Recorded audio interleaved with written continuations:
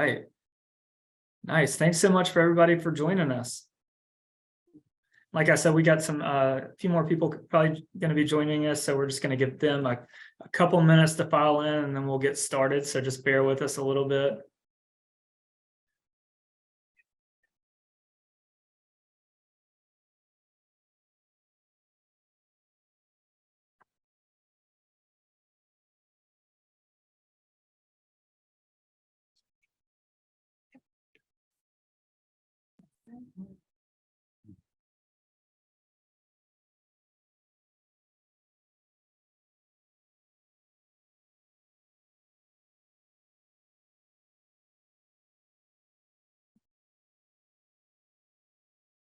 And I'm sure everybody knows this because they signed up, but obviously it's Mental Health Awareness Month. We're coming to the end of Mental Health Awareness Month, and our marketing and communications director put together this webinar series. Karen Cook is our marketing communications director. We have today a webinar on how substances impact your mental health. We're going to get going in just a few minutes.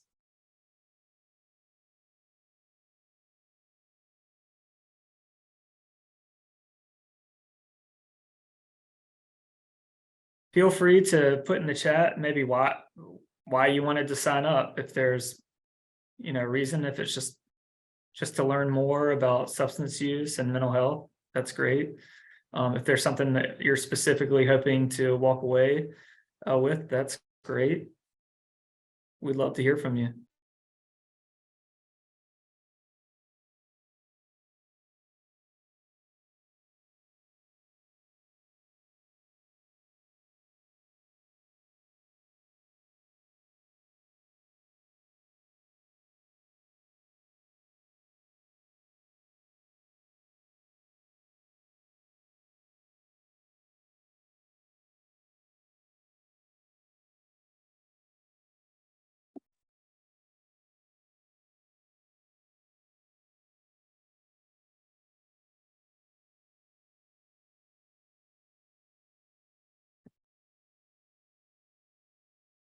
Melanie, welcome. Thanks for joining us today.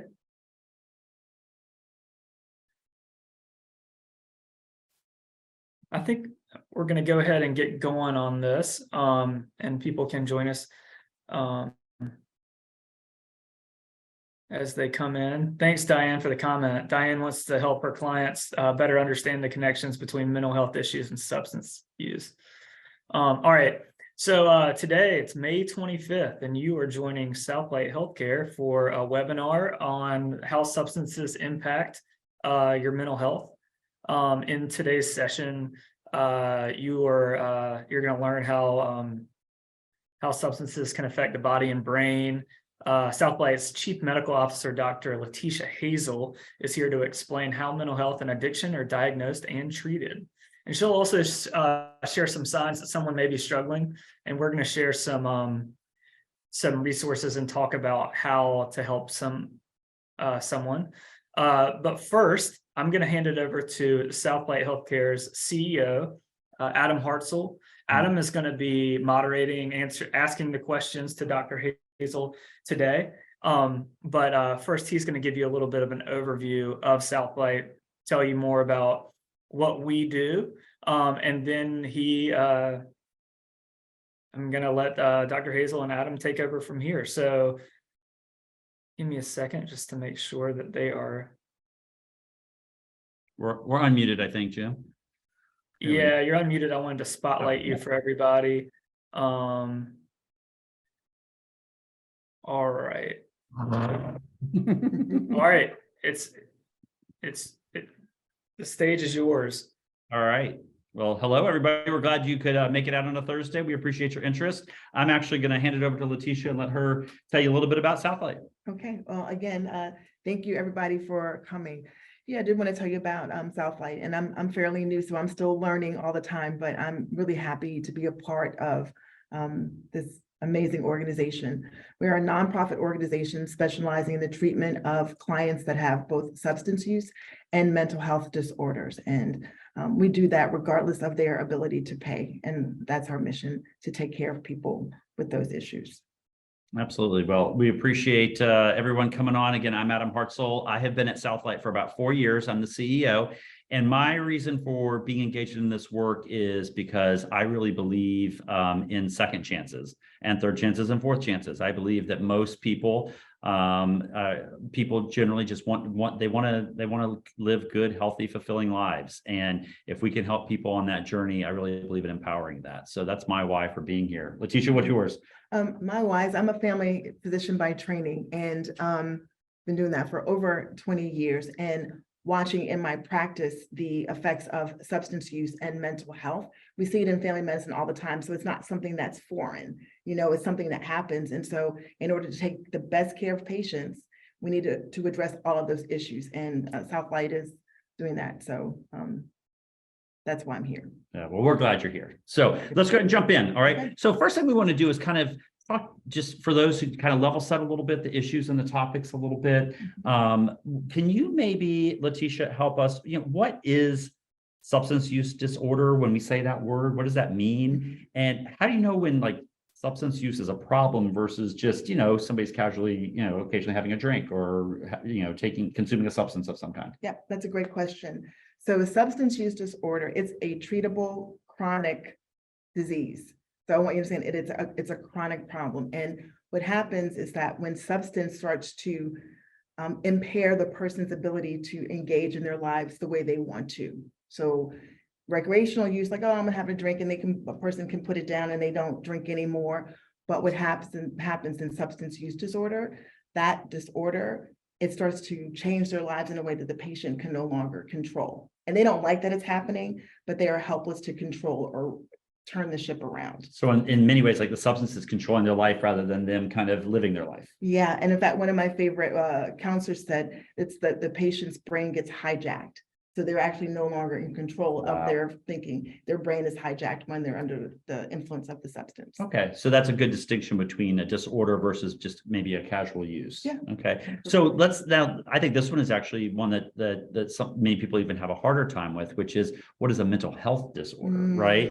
And what's the difference between someone being kind of like normally sad, right, feeling a sad emotion versus someone maybe that's struggling. Right. So an excellent question. So for mental health, it's an illness. When there's a mental health disorder, it's an illness that affects the way the person thinks, feels, and behaves, and how they interact with others. Again, it becomes where they are not in control of it. So we all have sad days. That's just a normal part of life. But when the sadness or the depression starts to impact how they live their regular lives. So I want to get out of bed, but I'm unable to. I know I should be eating, but I'm unable to. I know I should get my kids up and ready for school, but I'm unable to. When that sadness or anxiety or the issues that are going on in their brain impairs them from doing activities that they actually want to do, that's when we're in the space of having a mental health disorder. So what I'm hearing is kind of a common theme between those two things of kind of like losing control. Oh, absolutely. Right, or the ability to kind of set your own direction. Exactly. Okay, great. So why is it that we see substance use and mental health disorders so commonly, co-occurring, and how often does it co-occur? Oh, we're thinking at least 70% of the people that have substance use disorder also have mental health disorder. Because when we think about it, some people, if they're feeling depressed or anxious, they may use a substance. So, I just need to relax. So I'm going to have a drink of alcohol. That makes them feel a little bit better. So then it becomes a second drink. Well, the first drink makes me feel good. The second drink makes me feel even better. So part of it's trying to quiet or deal with what some of the mental health issues are. And then that initial use and continued use turns into something more that they can't control. So we often see mental health issues that start with a person trying to self-medicate, basically. Does it ever happen the other way around? Like, are there ever, is there any science around, does substance use actually cause mental health? Absolutely. Absolutely. Okay. We know that when people start using substances, those, especially opiates, they impact a certain part of the brain, kind of the frontal part of the brain, which actually controls rational thought, controls the other thing is that it happens, there's a release of a chemical called dopamine, and that makes us feel good. but opiates in particular impact the brain. So they actually feel even better. It's like 10 times the amount of just, if your kid gave you a hug, then the brain goes, "Oh, I really like that feeling. I want it again." So then the substance, they go, "Oh, I wanted that feeling again." Then after a while, the brain actually changes.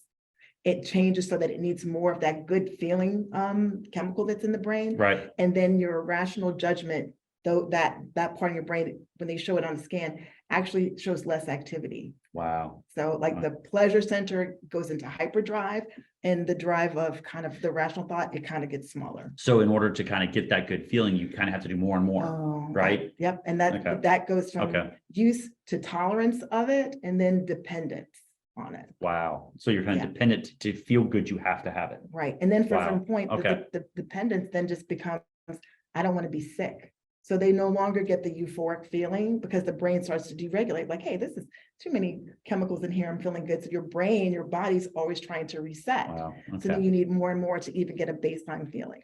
So I guess, SouthLight is kind of unique because we actually treat both substance use and mental health, and we're a full service time. Maybe you're never really getting to the bottom line problem, right? And so that's what kind of makes SouthLight unique in our community, is that we're a full service provider of both sides of that equation. Is that fair to say? Yes, I agree. And we have specialists. I mean, we have our providers have special certifications in treating behavioral health. And so that helps them, when you get someone stable from like the substance use, and then you have to deal with the mental health disorder, we have people here that are uniquely poised to deal with the other issue. So that's really helpful. So they kind of work collaboratively and as a team. Absolutely. To treat the whole person. Yes. On both sides of the equation. That's really great. Okay. So is that important? Like, is it important to treat both at the same time? Right? Like could you kind of like deal with the substance use and not deal with the mental health, or vice versa? I mean, does that ever work? Well, it really doesn't, because if you're dealing with the substance use and go, okay, we've got you under control for substance use, the mental health disorder is still there, and the person's still not doing as well as they should be. So they're not even stable. Right. So then you have to, if you stabilize one, you have to stabilize, the other one. Just like someone who has hypertension and diabetes. You treat the hypertension, but you don't treat the diabetes. No. And they're not really healthy yet. They're not on that road to wellness. Exactly. Right. Okay. That makes a lot of sense. If anybody has any questions about any of that, next thing we're going to talk about is kind of signs of a problem. How do you start to know if there's a problem? But if anybody has a question, I'm happy to take it now if there's any questions about kind of what we're talking about today. Okay, well, I don't see anybody chiming in, but if it comes up, or if you want to put something in the chat, feel free. Let's talk about signs of a problem. So, so how do we know? Like, how do we know if somebody is struggling? What are the signs with substances or with mental health that we might go, this isn't just, somebody having a bad mood. This is actually a problem, It's like when you get to know, you see your coworker, and, everyone has like a bad day or two. So you go, hey, are you okay? And they may say, okay, but you keep asking, you start to notice kind of, maybe they're not talking as much, maybe they're not coming to work, or when they're coming to work, they just don't look like themselves, and tasks that they normally would complete easily are not getting done. So those are signs that things are starting to maybe go down a path that they're not, that they're not stable. With substance use, you may see that someone that, they look more tired than usual, that they are, when they're talking to you, it seems like they're not thinking clearly, or they're missing things. So these are, once in a while, that stuff can happen because maybe we don't get enough sleep. But when you see this kind of consistent pattern over days or weeks, then there's something that's wrong, and you need to ask. So again, does it maybe kind of go back to that control idea? Like, this is a person that in the past has maybe always been on time, or always been really ready for meetings, or, prepared with their whatever, right? And suddenly you're starting to see that slip. Yeah, absolutely. Okay. So okay. All right.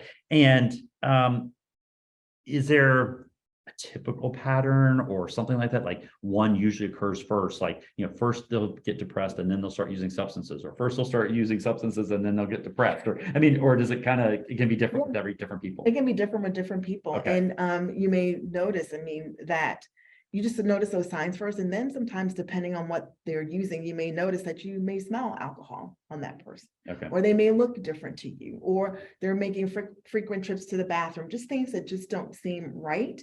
And the thing is that all of us kind of have that kind of go, if that's happening quite a bit, right, that you're just going, ask.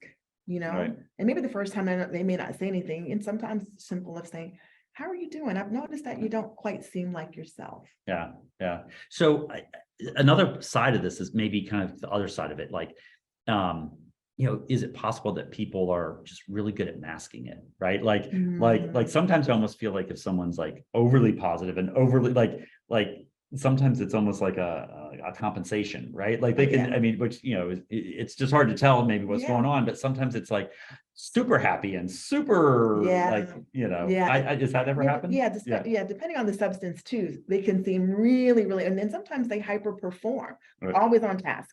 What happens is that's never sustainable.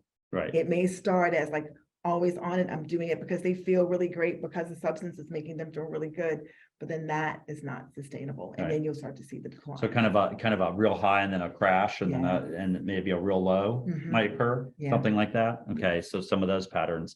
All right. Well, again, I guess the journey can look different for everybody, and what those signs are can look different for everybody. But there are, most of the time we kind of know when something's off with someone, but gosh, is it okay to ask somebody, are you all right? Are you okay? Yeah, absolutely. And sometimes that's exactly what we should be asking, because they do feel alone and there's a lot of shame. There's a lot of shame, and so just someone showing care or compassion, like, hey, you don't quite seem like yourself. How are things going? And I'm fine, because they may be that first, but then kind of like, okay, but if you need anything, like leaving the space that they can ask questions or ask for help or share how they're feeling is really important. Hey, Dr. Hazel and Adam, we have a question from Alicia in the chat. All right. How do you know, how do you help when a person is not showing any signs? And that's, so first of all, I mean, just how would you even know, right? So, I mean, I would love to hear what you would think, but I, just as someone who interacts with a lot of people at work and, have a lot of people that I check in with, I regularly check in. And it's going to, just before we get down to business, I'll just say, how are things going? Or, I know you had a big week last week. Are you feeling stressed out? And I want the folks that I work with or my family members to know that I'm open to those conversations. And so that's one way I do it. But do you have any suggestions for? I agree, because it's hard when someone's not showing signs. There's not a tell, so then we wouldn't know. I mean, the only thing is if you happen to walk in and you saw something, then you could address it. But when they're not showing, and that would be the thing. I'm like, whoa, I just saw this. You can address it that way, but it is difficult. But I think that checking in daily, just because you care about a person, that goes a long way. Sure. All right. So go ahead. So I have some questions for you, Adam. Okay, good. So as a manager, being here as a CEO of SouthLight, have you seen these issues where in the workplace or wherever you've worked? Yeah, before? absolutely. And I mean, and we're in a workplace that's really hyper aware of these sorts of issues, right? Because we deal with it every day. Yeah, it's all around us. I think a lot of us experienced it more or became more aware of it, let's say, during COVID. Right. I mean, we heard it on the news. We saw it with family members. We saw it with friends. So we saw it kind of in our personal lives, that whole kind of like cycle that you were talking about of, well, maybe I can have a drink now at 4 o'clock in the afternoon because I'm not going to work. I'm not going to any place. Right. And so, now it's 4 o'clock. Maybe I'll have another one at 6 o'clock. And, maybe then, hey, it's only 6 o'clock. Maybe I have another one at 8 o'clock. Right. I think a lot of us kind of experienced that a little bit during COVID, and maybe in ways that maybe made us more aware how quick it is to kind of slip into patterns that we maybe didn't have before or something like that.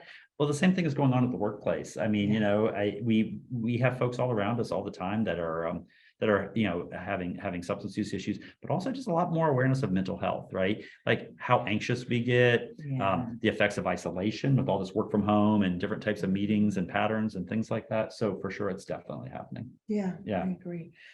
So if you saw someone at work, there's a lot of fear about like, how would you talk to someone, especially like in a management position? So sure, what are any tricks or things that you've learned to kind of deal with that? Yeah. So first thing I would say is in a workplace, especially if you're like a supervisor, not a peer, I think you need to be really aware that there is a confidentiality element here. So most of us are, very compassionate people, very empathetic people. We want to help and everything, but we also have to be aware expression of professional setting of confidentiality, right? So the last thing we'd want to do is kind of like go around the office and ask everybody, hey, do you think something's wrong with so-and-so? Did you notice so-and-so was doing this? You know, something like that, where you kind of get a buzz going in the office about this person, right? That, you know, none of us would intentionally want to do that to a colleague, but we want, you know, just be aware of confidentiality, that you don't want to unintentionally maybe put them in an awkward position or something like that. So I like to kind of address these things more kind of directly, just by, you know, kind of opening up a conversation a little bit and just making the person aware that I'm a safe person they can talk to. And if they're experiencing something like that, that I'm there to listen. You know, it is difficult to have these conversations sometimes, but, you know, having a difficult conversation is necessary sometimes. And so just kind of, you know, being brave and opening up the channel. A lot of times people don't have anyone else they really want to talk to about these things. And sometimes they're not going to open up to you the very first time about these things. But I do think it's important that we kind of check in with one another, right? I mean, do you have any thoughts on that regard? No, I agree. We need to be checking in. And in that vein of having difficult conversations, you know, what about when you're having to have that conversation about disciplinary action? You know, termination. When it starts to be a real problem. Right. So I think regardless of how somebody's mental health or substance use might be impacting their work, and how much empathy we may have for them and how much compassion we may have for them, it's always good to set really clear boundaries, right? And so when those boundaries start to get crossed, right? Like it's actually, you know, impeding the team's work, or not allowing us to achieve a goal, or they're missing deadlines and missing meetings that have bigger implications to the organization. You know, those are actually opportunities, I think, to open up the conversation a little bit about, hey, I'm noticing these behaviors are starting to interfere with your ability to do things that in the past you were really good at doing. So how can we have this conversation some more, right? So I think, you know, setting clear boundaries and being really clear on expectations, and maybe even breaking it down into smaller parts, right? One task at a time, a little bit, to kind of help that person think through, right, like what's going on in their life is a good strategy. And that doesn't mean that you can't have grace. And what I mean by that is, you know, how are you frustrated because the deadline wasn't met just because the deadline wasn't met, or did the deadline actually create a problem, right? Or did this expectation, can you have a little grace on this particular expectation, right? And so, you know, kind of giving this person some room, especially if you've had some conversations with them and they seem to be kind of aware, maybe they're starting to get some help, maybe they're kind of responding and really appreciative of the fact that you're talking with them, then I think a little grace is warranted. But that doesn't mean that you should give so much grace that the boundaries are not clear, right? Because once their behavior starts impacting those boundaries, that's when it's a problem. And your responsibility as a supervisor or an employer is to keep those boundaries clear, right? And then, you know, I'll put my lawyer hat on for a moment. Document. Now, some people say, ooh, I don't want to report it to HR or something like that. Number one, in our organization, our HR is a great resource. And so really viewing them as a resource and getting them engaged in the conversation might be helpful to you. But the second thing is, if you're really concerned, like you don't want to be the one to disclose this, I'll tell you a little trick I've done before. And I've done this with the cooperation of my HR person, is I've actually made a note about the situation and the conversation that occurred. And I have put it in a sealed envelope and signed the back of the envelope and turned it into HR. And I said, I don't think you need to open this right now, but if it becomes an issue, you've got it. Okay. And so if you're really concerned about what you might disclose and you don't want to, you know, number one, partner with your HR team. They are really good at having these conversations most of the time. Okay. And so, but that's something you can do if you think it's really something super sensitive. I like that. Thank you. I'll tuck that one away. So what about when it's a loved one, right? Okay. So loved ones can sometimes be easier, sometimes be harder than a professional situation, right? I mean, so first of all, like, does this occur in all families? I mean, there's still a lot of stigma around all this. Well, and that's it. And there's that stigma and shame. So people don't like to talk about it. Right. And I think that's why it stays untreated and unchecked, and it's how it festers, because people want to be quiet about it. There's a lot of shame. So people don't get the treatment that they need. And the problem with not getting treatment is what we see is we have people dying. Mhm. And so we kind of have to get away from, am I going to have this uncomfortable conversation, or am I willing to let the person die? And then it makes it a little bit easier to deal with, even though it is always, when it's someone that you love, that the feelings Right. are there. And I think too, to your point of having grace. So I think a lot of times we believe that the substance use is kind of a willpower thing. Like, you know what, just stop. You know, you started it, just stop it. Right. We have to understand that the way those drugs interact on the brain, it actually changes. It changes your loved one's brain. And while they're still under the influence and their brain is still hijacked, they're actually not in control. They're still in there. The person that you love is still in there. So try to connect to that person you still love. They're still in there and they're struggling too, you know? Yeah. And even just that word of saying, you know what, I know you're still in there. I know it's hard, but I know you're in there. And I'm here when you're ready. Yeah. And that means it goes a long way. Oh, I love so much in what you just said. Really, number one, that just analogy of like the person you love is still in there, even if they're not able to show their best self today, right? Mhm. That person's still in there. And I love how you said, you know, and I'm here when you're ready, because it is their journey, right? You Yeah. can't make them be ready for the journey, right? And so just knowing that you're there. Yeah. When they're ready to change or when they're ready to take a step, you'll walk with them. Mhm. Right. Yeah. You know, one thing that I've heard in the past too is that, you know, change is really, really hard. Right. And asking people to change and to, you know, give something they've become dependent on. Like truly they have physically become dependent on. Right. And the idea of like suddenly giving it up, you know, or being asked to go from like, you know, from using every day or having dependency every day to nothing is a really scary, impossible task. Right. So maybe just saying, hey, I'm not asking you to do that. I'm just asking you to talk to someone. I'm just asking you to reach out for help and maybe just start a conversation about what it might look like, right? Or something that may kind of break it down. Yeah. Is that a good way to approach it? Make it small, you know? Right. And I was thinking too, so my dad has hypertension and, you know, he would take his medicine or not take his medicine. And I was at a conference and I was just like, racking my head. And so there was a cardiologist, her mom was hypertensive and, you know, would not take her medicine. And then one day she knows her mom was just taking it. Right. And so she goes, well, what happened? So she said, well, yeah, my doctor told me I didn't have to take my medicine every day. She was like, what? So the doctor said, hey, put one pill in one hand, put your pill in one hand and nothing in the other. And it was stroke, no stroke. Have a stroke, then no pill hand, or no stroke. And so she goes, so today I'm not thinking about, I'm gonna have to be on my blood pressure medication, you know, for 5 years. Is today I decide not to have a stroke. So sometimes it's that simple. Today, I'm making the decision not to die, or this hour, I'm going to make this decision not to use. It can be really simple because you string enough of that along, right. It becomes hours, then days. And each of those are important. Each of those steps are important. Right. Every hour that they don't use, every day that they don't use is putting in the bank, getting stronger. Right. So. Right. And I could see even on the mental health side, kind of putting that conversation on the mental health side, it's kind of a choice of, I'm not asking, you know, maybe it's they're kind of like stuck in bed or they're, you know, just not feeling motivated or whatever it might be. Maybe it's just helping them to take one step in that direction. Right. Kind of breaking it down. Absolutely. Right? It may just be that, okay, I'm going to wash my face. That's really helpful, I think, to think of it that way.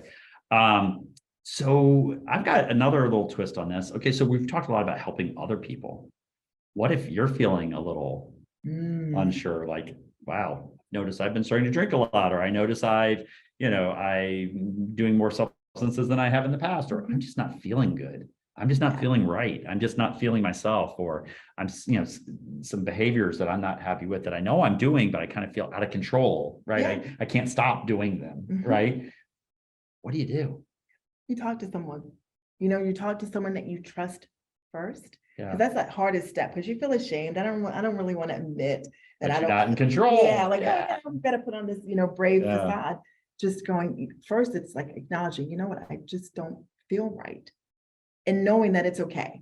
And that's the first thing. Like, I just don't feel like myself, or I have a concern. And then who can I share this with that I feel safe with. That's the first step, because you don't Right. have to have the answer, but maybe the person that you trust will have the answer or can point you in the right direction. Well, It's and I, like, and I also think about like stressors in our lives, right? Like, the death of a loved one, Mhm. or the loss of a job, or or being isolated because of COVID, or whatever, money, whatever, paying your Yeah. bills, whatever it might be.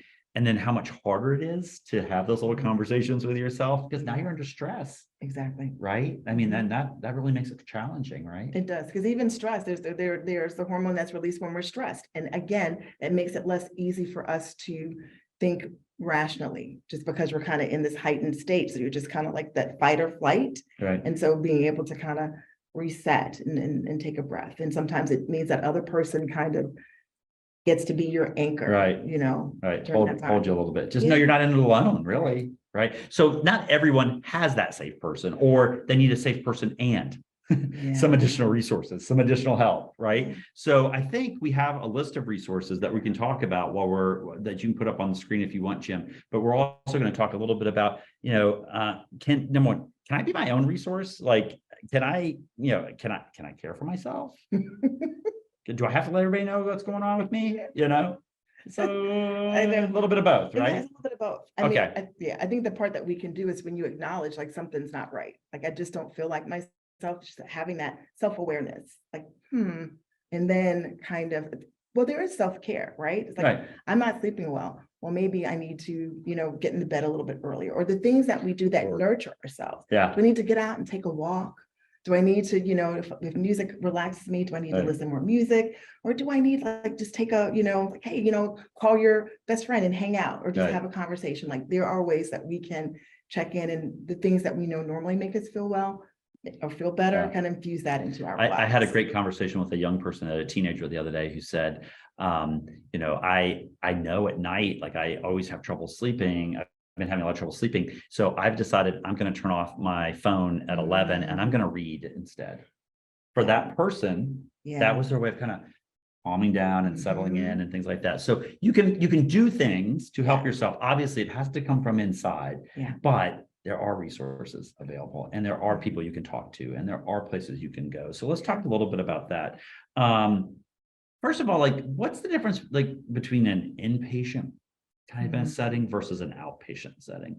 Like, because I think a lot of times when people hear about like substance use, like an opioid addiction or something, they immediately think, oh, they're going to get sent off to a different Oh, yeah. place. Yeah. Or something like, and I can't do that, or I don't have the money to do that, or I don't have the resources to do that. Right. Right. So what's that difference between So Yeah. a lot of times for inpatient, it's when the person is really ill, like the withdrawal from especially opiates, they're really, really sick, which is why they continue to use, because they are physically ill.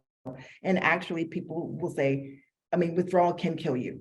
I mean, withdrawing, especially from the opiates, because of the vomiting and the diarrhea, they can, and what it does to the heart, they can die. So when someone is in that state, they need inpatient stabilization. And that might be like in an emergency room, Yes. or Mhm. a special facility, Yeah. or like what, Yeah. or maybe even like there's certain places that are set just for that, right? Yes, absolutely. And they just go someplace, and it helps get them physically stable and emotionally stable. Like sometimes just the acute part, when they're really sick, they need IV fluids. Yeah. You So know? in a, especially when it comes to opioids, but many Right. different types of substances, it's actually a medical Oh, yes. process. Oh, yeah. Okay. Mhm. And that's what we use for a lot of the inpatient. And then outpatient is also what we do, what we excel at SouthLight as well, is medication assisted treatment. So the medication that's given helps them not withdraw, so Okay. that they're not getting sick. Because just think about it, whenever you're sick, when you're sick just with the flu, what are you able to do? You just lay in the bed, you're kind of curled up, right? You can't Right. really do anything. So the medication part kind of stabilizes them so they don't feel sick. So the part where they don't feel sick, at least they kind of have the ability to kind of come back to themselves and start to, So that kind of opens a door for them to maybe start to to clear up. clear their brain a little bit and start to make better choices, maybe, Yes. possibly. Absolutely. Okay. Mhm. Okay. That makes a lot of sense. And so if you've got someone who's in crisis, right? Like that, but they've expressed some kind of desire, or maybe their health has gotten so bad that they just have no choice, but they have to go seek some help. Mhm. What's available? Like, where do you go?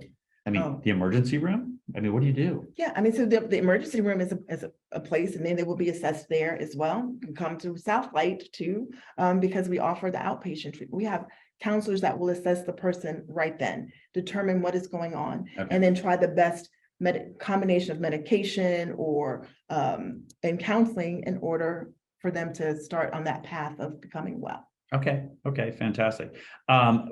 There's also things like, calling, 911 or calling 988, which is the mental health, suicide line. I think those resources are up on the screen now.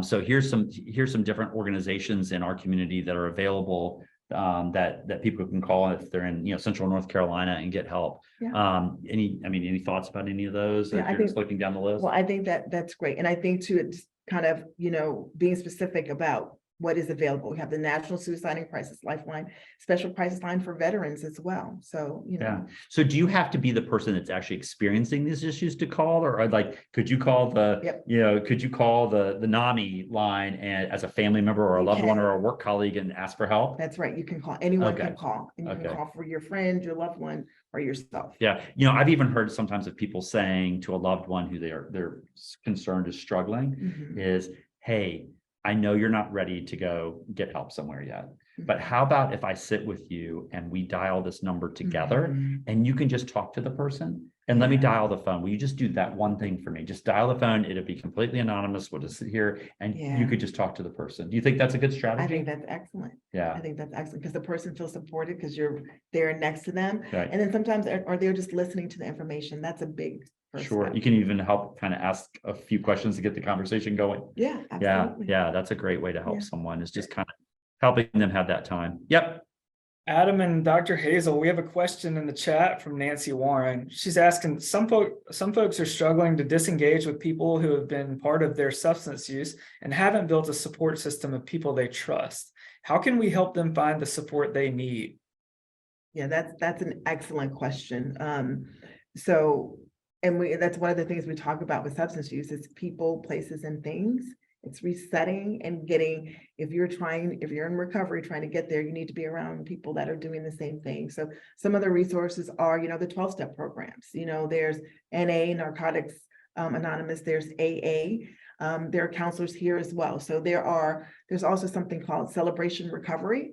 So there are resources in the community where it helps people have access to other people that are in their similar situation and trying to get well. Yeah. So what I'm hearing is kind of building new community or finding new community. And that's actually one of the things that I think SouthLight does uniquely well compared to a lot of other models too, is that, if you visit one of our locations, like there's a community of people there that are all kind of working together. We have a drop-in center where people can hang out together. A lot of times, folks are, creating friendships, new, healthier friendships with the people that are around them. We have a great peer support program. And peer, for those who don't know what peer is people who have lived experiences, who are a little further along in their journey. They've gotten a certification to come back and then help others kind of go through the journey themselves. And so, having someone like that that's actually been through it, and be able to talk and can relate and, won't be judgmental and things like that. I mean, that's part of building, new relationships that can be really helpful on this. I agree. Yeah. Well, last question from our end, and then we'll open it up if anybody has anything else. So let's just say somebody showed up tomorrow at SouthLight, tomorrow morning at SouthLight. What would that look like? What does that first encounter look like at SouthLight? So you walk up and you see Amanda at the front desk or whoever that is. Like, what happens? So Amanda greets you warmly. That's right. And says, "Come on in." And that happened yesterday. Okay. The person came in and was like, I need help. Amanda said, "Let me get your name," and asked what she needed. And we just start right away. So it really is question what you need, what's going on, that initial intake, and then getting the person in the right place. Yeah. So I think a lot of people will say, but I didn't have an appointment, like getting to it. Like if I have to set an appointment for tomorrow at 10 and then try and get the person still to be motivated to get there tomorrow at 10, that might be really hard, right? On that first step. But at SouthLight, do you guys have like walk-in hours? Oh yeah, we actually started that. We're really excited about it. We have walk-in hours every day with a dedicated provider between 8 a.m. and 10 a.m. So as long as the person shows up, they will be seen and assessed Yep. between those hours. And I would dare say if they showed up at 10:30 or 11, we'd still try to We'd figure out still- some way to get them in. So True. that's right. Yeah, We would yeah. try, right? Right, Exactly. exactly. We have Exactly. dedicated providers at that time, but I think, and I do love the attitude of our front desk because that's so important. She's like, if you took the time to come here, we're gonna take the time to see you. To figure it out. Yep. Yep, absolutely. Yeah. All right. Well, that's kind of all we had as far as questions from between Letitia and I. Does anybody have any questions or anything they'd like to ask us, or any thoughts about this conversation today? Anything you'd like to add? While we're waiting on that, Adam, I'm gonna put up this resource page one more time. Okay. Just so people can. Yeah, I think that's fantastic. Yeah. Well, I It's hope you all found this helpful and that the conversation was helpful. Again, if you have any questions, or if you have a question that you don't really want to ask, in this setting, but feel free to reach out to SouthLight or to Letitia or I, or even Karen or Jim. We'd be happy to either help you or to get you to someone who can help you. So, yeah, well, we appreciate it. Thank you for coming. Thank you.